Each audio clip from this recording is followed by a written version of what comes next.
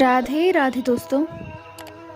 किन्हीं दो व्यक्तियों के शक्तिशाली होने की तुलना उनके बीच मुकाबला होने पर ही की जा सकती है।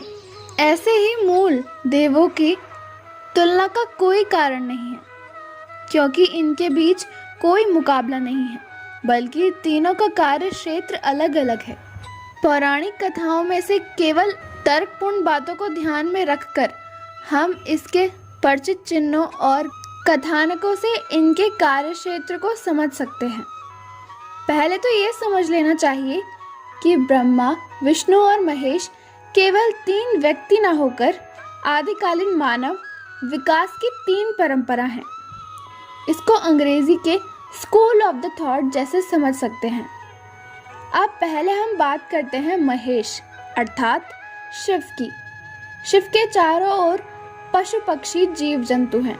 इसका अर्थ हुआ कि शिव परंपरा में ही पशुपालन का विकास हुआ। बैल, हाथी, बिल्ली, कुत्ता, वनमासु, चूहा, मोर आदि को यदि सबसे पहले सदाकर पालतू बनाया है तो वो शिव ने बनाया है। शिकार के लिए त्रिशूल भी है और मृगशाल भी, जो कि चर्म वस्त्र के आविष्कार की धोती है। भभूत है तो अग्नि भी है, अर्थात अग्नि का प्रयोग भी आरंभ यहीं से हुआ है। शवों को जलाकर उनका कल्याण करना भी शिव का ही काम है।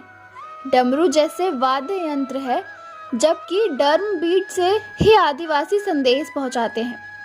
सांप है तो उसके विष के सीरम और औषधि बनाई जाती है।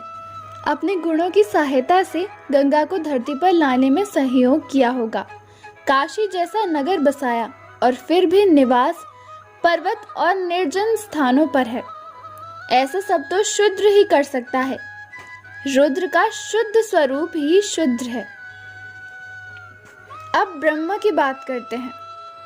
कथा आती है कि विष्णु की नाभि में कमल नाल निकला और उस कमल नाल पर ब्रह्मा विराजमान थे। अपने जीवन की खोज करते हुए वे कमल नाल में जा घुसे, जहां उन्हें छोटे छोटे बीज दिखाई दिए।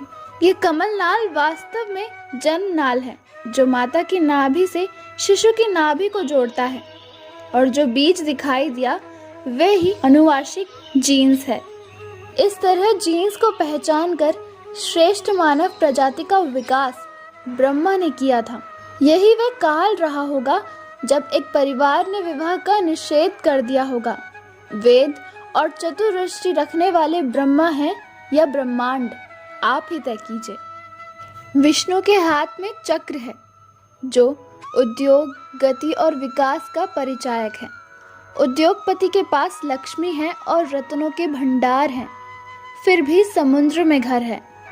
लेकिन एक उद्योगपति के पास समस्याएं शेष फन की तरह सिर पर सवार रहते हैं। विष्णु के दो प्रमुख अवतार हैं, राम और कृष्ण। एक 14 वर्ष के वनवास में भूमि तैयार करके हल से खेत का विकास करते रहे, तो दूसरे गोपालन और समुद्र से विदेश व्यापार पर बल देते हैं। उद्योग, कृषि, व्यापार और गोपालन का कार्य तो वैश्य के लिए बताया गया है।